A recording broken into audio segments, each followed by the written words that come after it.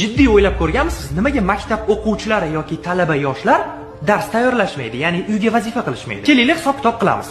1 yil 365 kun. 1 yilda 52 kun yakshanba kuniga to'g'ri keladi va biz 313 kun bilan qolyapmiz. Hozirgi kunda ta'til, ya'ni kanikullar 85 kun atrofida bo'ladi va bizda 228 kun qoldi. Har kuni o'rtacha odam kamida 8 soat uxlaydi va bu bizni 1 yildagi hayotimizda 122 kunni tashkil qiladi. Minus 122 va bizda 106 kun qoldi. Tabiiy holat, har bir inson bir kunda kamida 1 soat dam olishi kerak va 1 yilda bu 15 kunni tashkil qiladi. Bizda 61 kun qoldi. Gaplashish bu insonga xos xislat. Biz bir kunda u kimdir bilan turib gaplashib qolishimiz mumkin. Telefonda, Telegramda o'tda gaplashib, kamida 1 soat vaqtimizni ketkazamiz va 1 yilda bu ham 15 kunni tashkil qiladi. Bizda 46 kun qoldi. Bayramlar, oilaviy yig'in, biron bir muammo, ko'ngilsizlik yoki xursandchilik, qanaqadir tadbirlar bo'lib qolishi mumkin, to'g'rimi?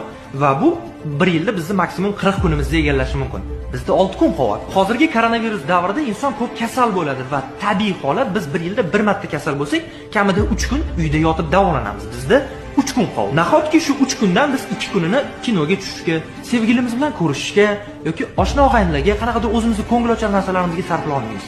Sarflaymiz albatta va bizda 1 kun qolyapti. Bu 1 kun sizni tug'ilgan kuningiz.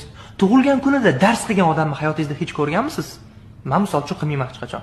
Tak что sizlar vaqtni noto'g'ri taqsimlab bergansizlar. Muammo menda emas. Talabalar like bosib